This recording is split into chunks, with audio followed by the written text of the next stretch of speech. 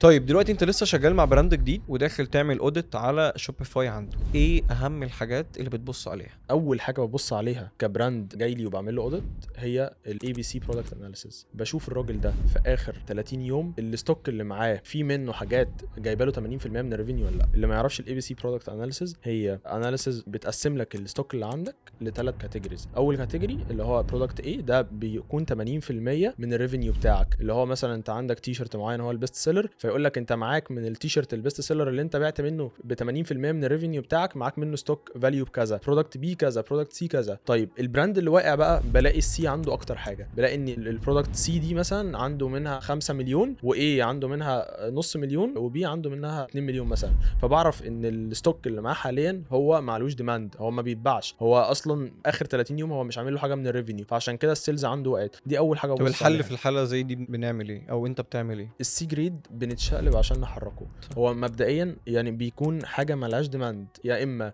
برودكت اصلا الناس مش محتاجاه، فده بنحاول نزقه بانجل توري الناس هي ممكن تحتاجه في ايه. ممكن مثلا الناس اصلا ما تكونش فاهمه هو البرودكت ده استخدامه ايه. تاني حاجه ممكن يكون البرودكت الناس محتاجاه بس سعره عالي، فنبدا نعمل كده سناب شوت من الكومبيتيتورز كلهم، نشوف هو نازل عند مين ومنزله بكام، وايه الفرق بين البرودكت ده عندنا وعند الناس، فنحاول نماتش سعر زي الكومبيتيشن او اقل عشان نعرف نبيع. يا اما لو عاوزين نبيع بسعر اعلى هنعرف الناس هو احنا ليه بنبيعه بسعر اعلى. فده غالبا معظم المشاكل اللي بتكون في الجريد سي. لو في مثلا حاجه عنده جريد اي كويس، فنقدر مثلا ناخد برودكت من جريد اي نعمل له باندل مع برودكت من جريد سي عشان يقدروا يتحركوا مع بعض، ونقدر نسيل البضاعه بتاعت جريد